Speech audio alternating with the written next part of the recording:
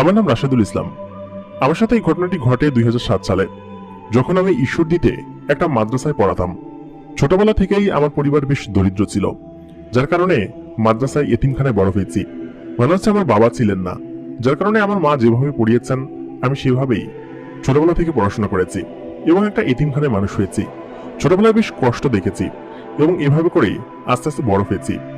আমার বয়স যখন 7 বছর তখন আমার বাবা মারা গিয়েছিলেন এবং তারপর থেকে আমি একটা এতিমখানায় পড়াশোনা করেছি। যদিও মা ছিলেন, তবুও ওইখানটা ফ্রি ছিল, যার কারণে আমি ওখানেই পড়াশোনা করতাম এবং ওইখানেই আমার মাদ্রাসার পড়াশোনা সম্পন্ন করি। আমার হাফেজি শেষ করাকালীন অনেক অদ্ভুত ঘটনা দেখেছি। সেটা হচ্ছে জিনেদের ব্যাপারে আমি আগে থেকেই জানতাম। জিনেরা যে মাদ্রাসায় আসে এবং অনেক জিন আছে যারা মাদ্রাসায় পড়াশোনাও করে। আমাদের মাদ্রাসায়ও শুনেছি কয়েকজন জিন ছিল যারা কিনা আমাদের সাথে আমাদের মাঝখানে পড়াশোনা করতো। এটা শুধুমাত্র শোনা কথা। হুজুরের কাছে অনেকবার জিজ্ঞেস করেছি, হুজুর তেমন কিছু বলেনি। তবে এই জিনিসগুলোতে আমি বিশ্বাস করতাম যে জিন আমাদের আশেপাশে সবসময় থাকে, আর মাদ্রাসায় পড়াকালীন সময় তো সবসময় জিন আশেপাশে থাকে, যার কারণে আমি এদেরকে দেখার জন্য বেশ এক্সাইটেড ছিলাম।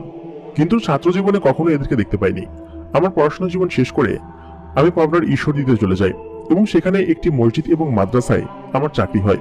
শুরুতে আমি মসজিদে বেশ কয়েক মাস চাকরি করেছি এবং আমার ভালো পড়ানোর ক্ষমতা দেখে ওখানে একটা মাদ্রাসা আমি চাকরি পেয়ে যাই। মানে হচ্ছে আমি স্টুডেন্ট খুব ভালো মতো পড়াতে পারতাম, যার কারণে আমাকে ওখানে মাদ্রাসার চাকরি দিয়ে দেয় এবং মাদ্রাসায় আমি ভালো মতো পড়াচ্ছিলাম। আমার মাদ্রাসায় ওখানে 3 বছর কেটে গিয়েছিল। সবার সাথে বেশ পরিচিত হয়ে গিয়েছিলাম। মানে হচ্ছে ওখানে সবাই আমাকে বেশ ভালো মতোই চিনত এবং বেশ ভালো মতো জানতো। এইভাবে করে বেশ কয়েক বছর কেটে যায়। ঘটনাটা যখন আমার সাথে ঘটে তখন সময়কাল ছিল 2007 এবং সেই সময় আমার অভ্যাস ছিল রাত জেগে কোরআন শরীফ তেলাওয়াত করার। আমি যেহেতু আপনাদেরকে শুরুতে বলেছি যে ছোট থেকে জিন পড়িতে আমার একটু প্রবল আগ্রহ ছিল, যার কারণে আমি তাদেরকে দেখতে চাইতাম। অনেকের মুখ থেকে শুনেছি রাত্রেবেলা নাকি জিনেরা বিচরণ করে থাকে এবং এদিক ওদিক দিয়ে উড়ে বেড়ায়। যদি কাউকে ভালো লাগে তখন তার সাথে সাক্ষাৎ করে এবং তার সাথে দেখা করে। এগুলো নিয়ে আমি অনেক ঘাটাঘাটি করেছি, কিন্তু আজ অব্দি কোনো জিনের দেখা পাইনি। তবুও রাত্রেবেলা কোরআন শরীফ তিলাওয়াত করতে আমার বেশ ভালো লাগতো। এরকমই এক রাতের ঘটনা। তখন রাত প্রায় 12:30 বাজে, জ্যোৎস্না রাত ছিল। আমি মাদ্রাসার বারান্দায় বসে কোরআন শরীফ তিলাওয়াত করছিলাম। ছাত্ররা অনেকে ঘুমিয়ে পড়েছে, আবার অনেকে জেগে আছে। এই মাদ্রাসায় অনেক রাত অব্দি ছাত্ররা পড়াশোনা করে, কিন্তু বেশিরভাগ দিনই 10টা বাজে ঘুমিয়ে পড়ে। আজকেও তার ব্যতিক্রম হলো না, সবাই ঘুমিয়ে পড়েছে। রাত তখন 12টা বাজে এবং আমি কোরআন শরীফ তেলাওয়াত করছি। হঠাৎ করে লক্ষ্য করলাম একটা অদ্ভুত সুঘ্রাণ বাতাসের সাথে ভেসে আসছে। এই সুঘ্রাণটা কোন ফুলের সেটা আমি বোঝার চেষ্টা করলাম, কিন্তু বুঝতে পারলাম না, কারণ মাদ্রাসা প্রাঙ্গণে এত সুন্দর ফুলের সুবাস বা এত সুন্দর ফুল হয়তো নেই। এটা কোন ফুলের সুবাস আমি মনে মনে ভাবতে লাগলাম। কিছুক্ষণ পর দেখলাম জোরে একটা বাতাস বইল এবং বাতাসের ঝাপটায় আমার হারিকেনের আলোটা নিভে গেল। হারিকেনের আলো নিভা এত সহজ নয়, কিন্তু কি করে সে নিভে গেল সেটাই বুঝতে পারলাম না। যত জোরে বাতাসই হোক না কেন হারিকেনের আলো নিভতে অনেকটা বেগ পেতে হয়, কিন্তু এই হালকা ঝাপটায় হারিকেনের আলো নিভে গেল। আমি কিছু বুঝতে পারলাম না। তখনই আমার কাঁধের কাছে একটা গরম নিঃশ্বাস আমি অনুভব করলাম। গরম নিঃশ্বাস কোত্থেকে আসবে? আমার পিছনে কি কেউ দাঁড়িয়ে আছে? হয়তো কোনো ছাত্র হতে পারে, সেটা মনে করে আমি পিছনের দিক ঘুরলাম। দেখলাম না তো, পেছনে তো কেউ নেই। তাহলে পেছনে কে ছিল? আমি মনে মনে ভাবলাম হয়তো এটা আমার মনের ভ্রম ছিল। তাই মনে করে আমি আবার হারিকেনটা জ্বালানোর জন্য ম্যাচবাতি খুঁজতে লাগলাম, কিন্তু ম্যাচটা তো আমার পাশেই ছিল। জিনিসটা কোথায় গেল? আমি অনেকক্ষণ হাতানোর পরেও পেলাম না। তখন বুঝতে পারলাম যে হয়তো ম্যাচবাতিটা ঘরেই রেখে এসেছি। আমি ওইটা ঘরের দিকে রওনা দিলাম। হঠাৎ করে একটা জিনিসের সাথে ধাক্কা খেলাম। আমার কাছে যতদূর মনে হয়েছিল যে এটা কোনো মানুষ হবে, এবং আমি সাথে সাথে বললাম, কে রে? কে এত রাত্রেবেলা বাইরে? তোদের তো বেশ অভ্যাস খারাপ হয়ে যাচ্ছে। এটা বলে আমি শুধু চিৎকার দিয়ে উঠলাম, মানে হচ্ছে ধমক দিয়ে উঠলাম, কিন্তু কাউকে দেখতে পেলাম না। অপর প্রান্ত থেকে কোনো শব্দ আসলো না। আমি ভীষণ অবাক হলাম, কারণ হচ্ছে মাদ্রাসার গেট বন্ধ এবং ভেতরে সব স্টুডেন্ট ঘুমাচ্ছে। আমি ম্যাচটা নিয়ে জ্বালাতে দেখলাম সব স্টুডেন্ট ঘুমাচ্ছে, কেউ তো নেই। তাহলে বাইরে কে ছিল? আমি ওই সময় বিষয়টা বুঝতে পারিনি, কিন্তু পরবর্তীতে বিষয়টা যখন আমার কাছে খোলাসা হলো তখন বুঝতে পারলাম। এই ঘটনার আরো বেশ কয়েকদিন পরে, 4 থেকে 5 দিন হবে, আমি বাড়ি থেকে ঈশ্বরদী ফিরছিলাম। মানে হচ্ছে আমার মাদ্রাসায় গিয়েছিলাম ছুটিতে 3 দিনের। ছুটি শেষ করে আমি বাড়িতে ফিরছিলাম। হঠাৎ খেয়া পার হওয়ার সময় দেখি জেলেরা কিছু মাছ নিয়ে বাড়িতে ফিরছে। এখানের মাছ বেশ সস্তা। দেখলাম বেশ বড় বড় পাঙাশ মাছ একদম পানির দরে ছেড়ে দিচ্ছে। আর এখান থেকে মাদ্রাসা খুব একটা বেশি দূরেও ছিল না। আর তখন রাত প্রায় 9টা হবে। এই সময়টাতে কম দামে মাছ দিবে সেটাই স্বাভাবিক। আর সব থেকে বড় কথা হচ্ছে এরা একটু আগেই মাছ নিয়ে ঘাট থেকে উঠলো। একদম তরতাজা মাছ, মাছ একদম লাফাচ্ছে। এত কম দামে এত বড় মাছ কেউ হয়তো দিবে না, আর আমি কখনো পাইনি, একদম অর্ধেকের চেয়েও কম। সেটা মনে করে আমি 4-5 কেজি মাছ কিনে ফেললাম। কারণ হচ্ছে মাদ্রাসায় একা একা রেঁধে খাই, সস্তায় যদি পাওয়া যায় এখন তাহলে তো ভালোই। গিয়ে কেটে কুটে রেখে দিলাম, খাওয়া যাবে জ্বালিয়ে রেখে। সেটা মনে করে মাছগুলো নিয়ে আমি রওনা দিলাম। বেশ খানিকটা রাত হয়ে গিয়েছে। সাধারণত এই খেয়া পর্যন্ত আমি সাইকেলে যাতায়াত করি। আমার সাইকেলটা এই বাড়ির এক জায়গায় রেখে যাই এবং যাওয়ার পথে আবার ওই সাইকেলে করেই মাদ্রাসায় ফিরি। আমি এই বাড়ি থেকে সাইকেলটা নিয়ে মাদ্রাসার দিকে রওনা হলাম। সাইকেলটা নিয়ে যাওয়ার পথে পুরো রাস্তায় আমাকে একা যেতে হয়, কারণ এত রাত্রেবেলা গ্রাম অঞ্চলে সাধারণত কেউ জেগে থাকে না, আর রাস্তাঘাটে তো অন্ধকার থাকে। আমার কাছে ছোট একটা টর্চ লাইট ছিল, সেই টর্চ লাইট দিয়েই আমি আস্তে আস্তে করে এগিয়ে যেতাম। কিন্তু আজকে একটু বেশি রাত হয়ে গিয়েছে। অন্যান্য দিন বাইরে মানুষজন থাকে, কিন্তু আজকে বেশি রাত হয়ে গিয়েছে। এত রাত পর্যন্ত সাধারণত বাইরে থাকা হয় না, আর এত রাত পর্যন্ত মানুষজন তো থাকবে না। আসলে বাড়ি থেকে ফিরতে একটু বেশি দেরি হয়ে গেল। সন্ধ্যার সময় রওনা দিয়েছি, আস্তে আস্তে অনেকটা দেরি হয়ে গেল, 3-4 ঘন্টা দেরি হয়ে গিয়েছে। অন্যান্য দিন সন্ধ্যা বাজে পৌঁছে যাই।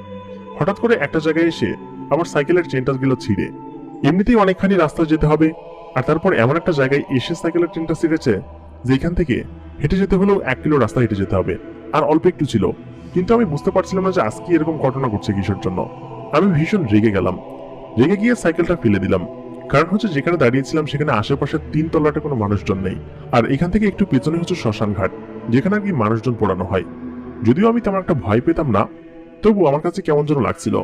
যেহেতু শ্মশান ঘাটের কথা শুনেছি, আর এরকম শুনশান জায়গায় এত রাত্রেবেলা আমি একা, সেহেতু ভয় তো একটু হবেই।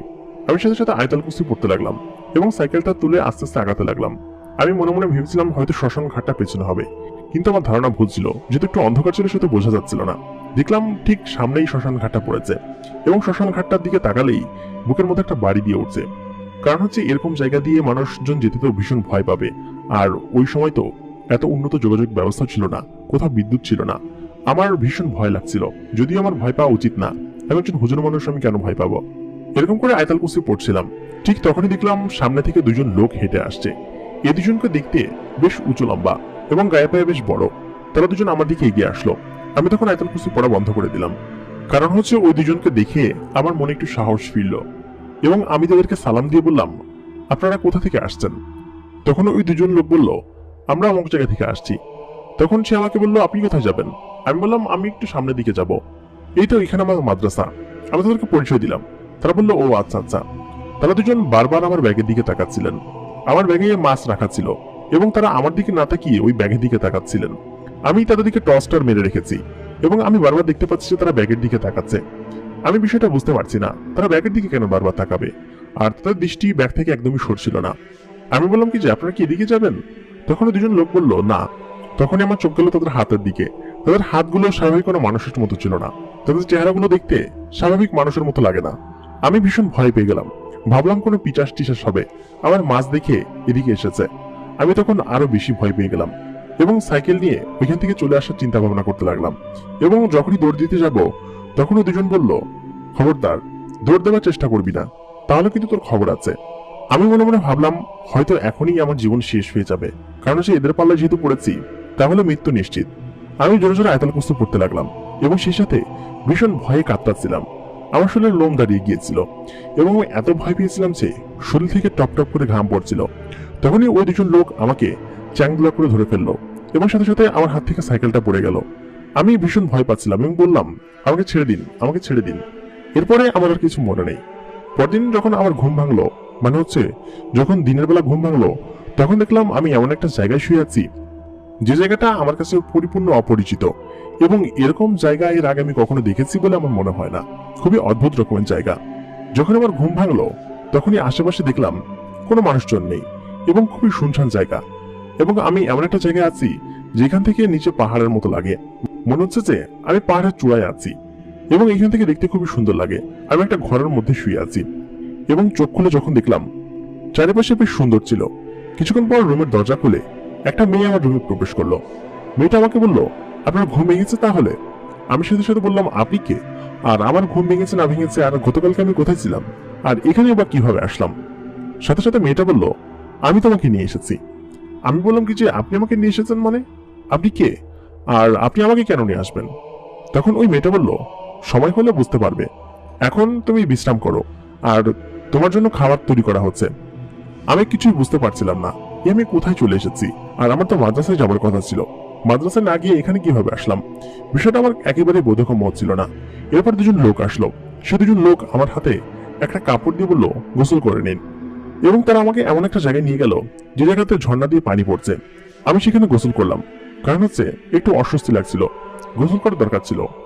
গোসল করে তাদের জন্য আমাকে এত সুন্দর কাপড় পরালো যে কাপড়গুলো এর আগে আমি কখনো দেখিনি। খুবই সুন্দর কাপড় এবং মোলায়েম কাপড়। কাপড়গুলো পরে আমাকে ডাইনিং টেবিলে নিয়ে গেল, যেখানে আর কি খাওয়ানো হয়। সেখানে গিয়ে দেখলাম হরেক রকমের খাবার রান্না করা, যেগুলো আমি খাই সবগুলো এখানে আছে, সব পছন্দের খাবার এখানে আছে। আমার বেশ খিদাও লেগেছিল, কারণ হচ্ছে কালকে বিকেলে খুব একটা খাওয়া দাওয়া করে আসেনি বাড়ি থেকে। আমি সাথে সাথে খাওয়া শুরু করলাম। খাবারগুলো এত দুর্দান্ত, এত সুস্বাদু ছিল যে আমার মুখে একদম যেন এটাই ছিল তার স্বাদ।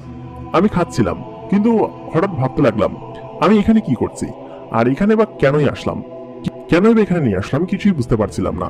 খাওয়া দাওয়া শেষ করে আমি আবার জিজ্ঞেস করলাম আমাকে এখানে কি জন্য নিয়ে আসা হয়েছে, আর আমি কোথায় আছি, আমাকে কি কিডন্যাপ করা হয়েছে?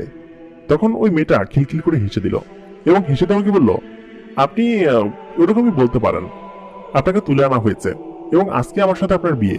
আমি সাথে সাথে অবাক হলাম, বললাম কি যে আপনার সাথে বিয়ে মানে?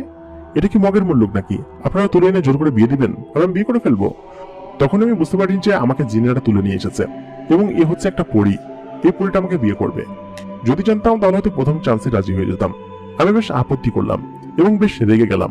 রেগে গিয়ে বললাম কি যে এটা সম্ভব না কখনোই, আমাকে যেতে দিন। আমি এরকম করে ওখানে 2 দিন কাটিয়ে দিলাম, এবং পরবর্তীতে 2 দিন পরে যখন বুঝতে পারলাম যে আমি জিন নগরীতে আছি এবং এরা হচ্ছে সবাই জিন, আর এই পরীটা আমাকে তুলে নিয়ে এসেছে, সেটা যখন বুঝতে পারলাম তখন আমি সাথে সাথে রাজি হয়ে গেলাম। এবং ওই দিনই ওই পরীটার সাথে আমার বিবাহ হলো। কারণ হচ্ছে আমার অনেকদিন থেকে শখ ছিল জিনেদের সাথে দেখা করার এবং পরীকে বিয়ে করার। সেই স্বপ্নটা আজকে সম্পূর্ণ হতে চলেছে। আমি যখনই জানতে পেরেছি যে এটা জিন নগরী আর ওই পরীটাকে আমাকে বিয়ে করতে হবে, তখন আমি সাথে সাথে রাজি হয়ে যাই। আর এর আগে ওই মেয়েটার চেহারা আমি দেখিনি, মানে হচ্ছে পরীটার। মেয়েটার চেহারায় নাকাব পরা ছিল।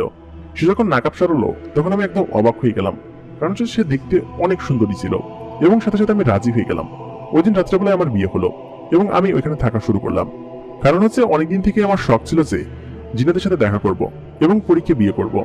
সেই শখ আজকে পূরণ হলো। আমি বেশ আনন্দিত ছিলাম। এরপরে ওই পরীটা আমাকে বলল, তোমাকে আমি প্রথম যেদিন দেখি সেদিনকেই তোমাকে আমার পছন্দ হয়ে যায়, এবং তারপর থেকেই আমি তোমাকে তুলে আনার সুযোগ খুঁজছিলাম। আমি একটু অবাক হলাম, বললাম কদিন থেকে? তখন ওই পরীটা বলল, মনে নেই তোমার ওই যে একদিন রাতে তুমি মাদ্রাসায় বসে কোরআন শরীফ তিলাওয়াত করছিলে, এবং তারপরে হঠাৎ করে এই ফুলের সুঘ্রাণ আসছিল, হেরিকে নিভে গিয়েছিল, তুমি আমার সাথে ধাক্কা খেয়েছিলে, মনে নেই? আমি তখন বুঝতে পারলাম ওই দিনের রহস্য, যে ধাক্কাটা কার সাথে খেয়েছিলাম। এখন বুঝতে পেরেছি।